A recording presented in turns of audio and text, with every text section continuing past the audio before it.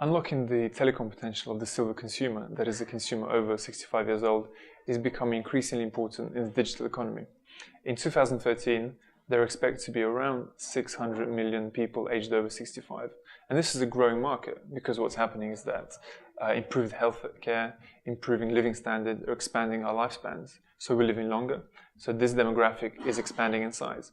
In fact, over 2013 and 2020, it'll be one of the fastest demographic expansions in the world.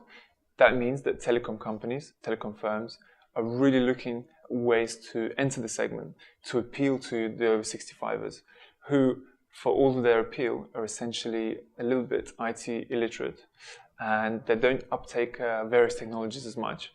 They might just use PC services, but they might not be as willing to consume things via their smartphone, for example. Whether that's down to slight fear of technologies or other reasons, there are multiple. However, there are ways of increasingly attracting this segment into the telecom domain.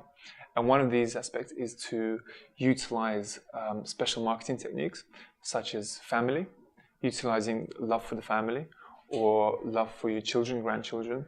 And some companies have already done that. For example, Skype has really penetrated the over 65 segment incredibly by marketing it as a way to keep in touch with your relatives, to keep in touch with your grandchildren.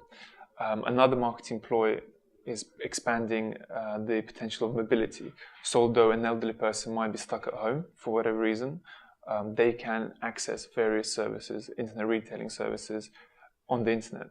And it's kind of highlighting that point and getting elderly consumers trained through special simple seminars or simple instructions. Another way is opening up segments which elderly consumers are traditionally huge consumers of, for example, health. And what you see increasingly is that governments are targeting the silver consumer through its e-health networks. Because there are more elderly people, they're increasingly putting a bigger strain on government budgets in health. And governments are essentially building health platforms which can, on a small level, a very small level, can figure out basic symptoms, basic problems. So the elderly people don't have to leave their house and go to hospitals or clinics and take up time with doctors, as well as waste their time essentially on travel times. Another is things such as holidays. So appealing through cruises or holidays via internet platforms. Another is various mobility aids, basically essentially digitalizing segments that appeal to the elderly consumer, getting them to be involved in the segment, and then gradually train them up in IT so that they become more confident users of ICT technology. And what's going to happen going forward is that today's young people or today's middle-aged people already have the capability to use various technological platforms.